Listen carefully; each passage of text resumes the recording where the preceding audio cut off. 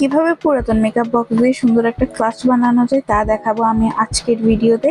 হে everyone, আসসালামু আলাইকুম, it's Suma. যারা আমার মতো 90s এর কিডস আছো তারা মাস্ট এইরকম একটা মেকআপ বক্স কোনো না কোনো সময় অবশ্যই পেয়েছো। আমারও এরকম একটা মেকআপ বক্স ছিল, যেটা এখনের বর্তমান যুগে মেকআপ ব্যান্ড থেকে কোনো অংশে কম না।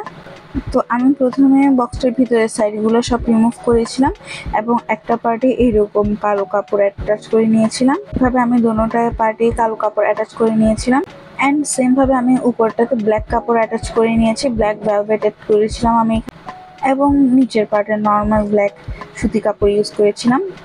তোমরা মাস্ট ট্রাই করবা যে উপরের সাইডটাতে কোনো দামি কাপড় ইউজ করার। একইভাবে আমি দোনোটা পার্ট প্রিপেয়ার করেছি এবং এটার জয়েন্টগুলো এখনই খুব ভালো দেখাচ্ছিল, বাট কাজ এখানেই শেষ না, আরও হালকা কিছু ডিটেলস অ্যাড করা বাকি।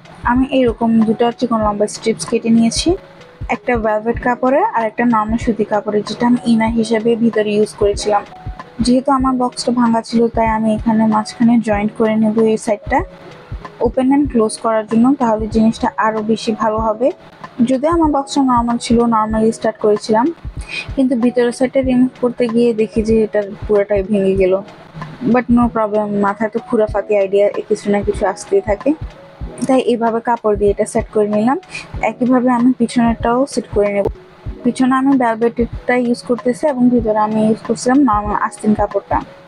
আমি এখানে গ্লুগান ইউজ করতেছি, তোমরা গ্লুগান বা B6000 ইউজ করার ট্রাই করবে। মজবুত আঠা দিয়ে করলে জিনিসটা খুব ভালো এবং টেকসই হবে।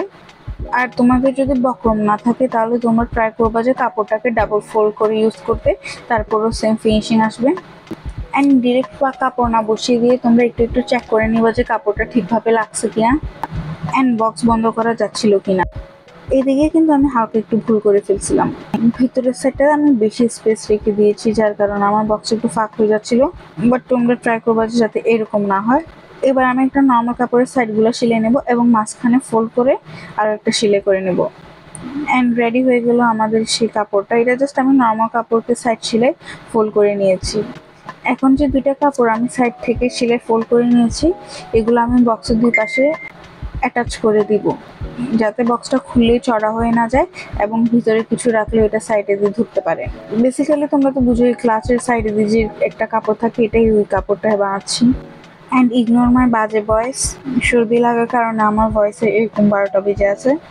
এবার এরকম একটা বক্রম নিয়ে তাকে আমি ভেলভেট কাপড় দিয়ে কভার করে নেব। প্রথমে যে স্ট্রিপসটা বানাইছিলাম কিছুটা এটা ওইটার মতোই হবে, কিন্তু ওইটার মাঝখানে এক সাইড আমি ট্রাই করবো যে দোনো পাশে ভেলভেট দেওয়ার। আমার বাসায় এরকম একটা গোল্ডেন কালারের লেস ছিল, সেটা দিয়ে আমি এখানে বাকি ডিজাইনটা কমপ্লিট করব। তোমাদের যদি এইরকম গোল্ডেন কালারের বা সিলভার কালারের যে কোনো লেস থাকে একটু শাইনি, তোমরা ওই টাইপসের লেসটা ইউজ করার ট্রাই করবা। স্টোনের লেস থাকতে হবে যে তা কিন্তু ম্যান্ডেটরি না, কিছু র্যামস্টোনের চেন পাওয়া যায়, ওই চেনগুলো অথবা এরকম লুজ স্টোন যেগুলো পাওয়া যায় ওগুলো একসাথে গ্লু করলে সেম আউটপুট আসবে। যে যা সুবিধা মতো এটাকে যেভাবে ইউজ করতে চায়। এবার আমি দোনোটাকে গ্লু করে নিয়ে একটা ব্যাগের হ্যান্ডেল মেক করে নেব। পিছনের পার্টে থাকবে ভেলভেটটা এবং উপরের পার্টে থাকবে যে আমার এই লেসটা। এবার আমি আমার ব্যাগের সাইডগুলোর ফিনিশিং দিয়ে নিব। যেহেতু আমি আগে বলেছিলাম আমার ব্যাগটাতে একটু উপর নিচে হয়ে গেছিলো, তো এই সাইডগুলো প্লেন হয়ে একসাথে লাগার জন্য আমি এখানে ক্লে দিয়ে নিব। আমি যদিও হাফ করেছিলাম এখানে ব্ল্যাক ক্লে দিয়ে, পরে দিয়ে মনে হলো যে যেহেতু আমি এটা কাভার করে দেবো শুধু শুধু কেন পুরোটা ব্ল্যাক কালার দিয়ে করে ব্ল্যাক কালারটা ওয়েস্ট করবো, তাই সবগুলো থেকে একটু একটু করে কালার নিয়ে নতুন একটা ক্লে কালার বানাই ওইটা দিয়ে আমি লাগিয়ে ফেলবো।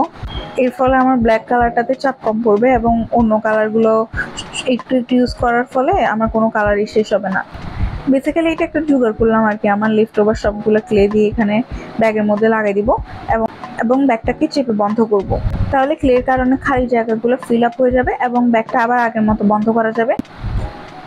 অ্যান্ড শুকানোর পর আমার এখানের মুখটা দেখা যাচ্ছে, তোমরা দেখতেই পাচ্ছ ভিডিওতে যে এই সাইডটাতে আমার যে ফাঁকা জায়গাগুলো ছিল ওই জায়গাটা ফিল আপ হয়েছে এবং ব্যাগের মধ্যে মুখও হয়ে গেল।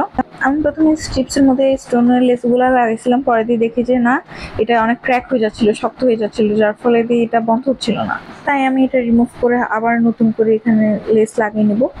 ব্যাগের মধ্যে স্ট্রিপসটা অ্যাটাচ করার পরেই তোমরা ডিজাইনগুলো অ্যাড করবা, তাহলে আর ব্যাগের বাকি সাইডগুলো ক্র্যাক হবে না এবং এটা ইজিলি ব্যান্ড করা যাবে। আমার ভিডিওতে যেমনটা দেখতে পাচ্ছ। এবার এরকম একটা জিনিস, ঠিক এটাকে কি বলে আমার মনে পড়ছে না, এটা বিভিন্ন ব্যাগের মধ্যে থাকে। এটা আমি জয়েন করে দিব উভয় পাশে গ্লু দিয়ে, যাতে ব্যাগটা ওপেন অ্যান্ড ক্লোজ করা যায় এবং ব্যাগটা সিকিউর ভাবে লেগে থাকে। বোথ সাইড লাগানোর পর এটা ইজিলি ওপেন অ্যান্ড ক্লোজ করা যাচ্ছে। ব্যাগটা খুব সিকিউর হয়ে গেছে। আমার ব্যাগের বেস 100% রেডি। এখন যে উপরের এক্সট্রা পার্টটা আছে এটাতে আমি লেস দিয়ে কাভার করে নিব। আমার এই সেটটাতে আগে গোল্ডেন বিড দেওয়া ছিল, তা আমার এক্সট্রা করে আর কোনো ঝামেলা করতে হতো না, কিন্তু ক্লে দেওয়ার কারণে দেখতে বাজে দেখাচ্ছিল। তাই আমি বাসায় লেফট ওভার যে পরে থাকা লেসগুলো ছিল তার সাইডের মধ্যে লাগাই দিব। And here is my bag ready. ব্যাগের ফাইনাল রেজাল্ট কিন্তু আমার এক্সপেকটেশন থেকে খুব ভালো ছিল এবং বানানোর প্রসেসটাও খুব ইজি ছিল। অ্যান্ড নর্মাল ক্লাসগুলোতে মোবাইল বা অন্য অ্যাক্সেসরিজ না ধরলেও কিন্তু আমার এই ক্লাসটাতে অনেক কিছু ধরছিল। আমি লিটারালি এখানে অনেক কিছু স্টোর করতে পারবো। এবার ব্যাগের মধ্যে আমি ব্লাশ, কম্প্যাক্ট, একসাথে দুইটা লিপস্টিক স্টোর করতে পারবো। অ্যান্ড মেন জিনিস যে আমার ব্যাগটাতে আমার মোবাইলটাও স্টোর করা যাবে। নেক্সট আমার কি ভিডিও বানানো যায়, let me no in the comment. For watching.